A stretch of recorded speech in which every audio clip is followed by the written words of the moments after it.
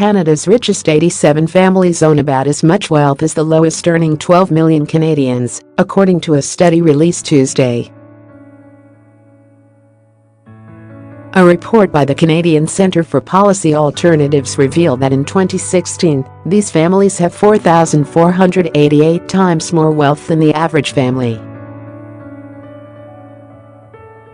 The 87 families collectively own nearly $200 billion in US dollars, or about $3 billion each, according to David MacDonald, the study's author. In perspective, this amount represents what everyone owns in the provinces of Newfoundland and Labrador, Prince Edward Island and New Brunswick. The study indicates that the wealth gap between the rich and the rest of the country is increasing. The average net worth of the 87 families increased 37% between 2012 and 2016, while the average net worth of middle-class families only rose 16%.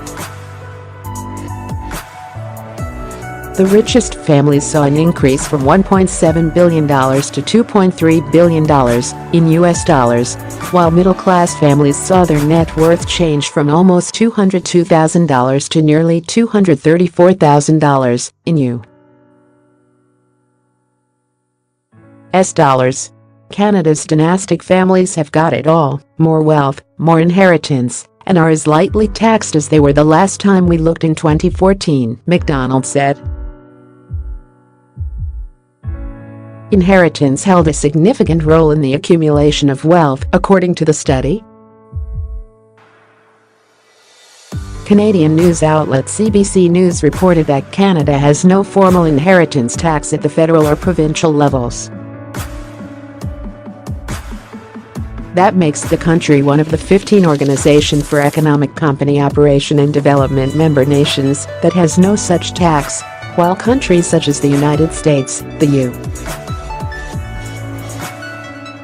UK, France, Japan, and South Korea all take up to 40% or more of large inheritances. The lack of inheritance tax means that income disparities can grow across generations. A family's stock of wealth can accumulate, not just over a single lifetime, but over generations, through inheritance, which further widens whatever income gaps may have existed on an annual basis, MacDonald said. Moreover, the report indicated that the country's tax system benefits people who gained money from wealth, like investments, stocks and bonds. This means those who earn their income from labor are less likely to accumulate large sums. MacDonald noted that levying an inheritance tax would provide the government with money to fund programs ameliorating economic inequality. The conclusions of the report are not unchallenged, though.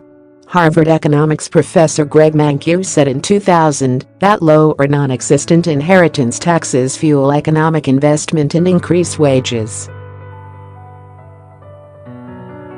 It is a good rule of thumb that when you tax an activity, you get less of it.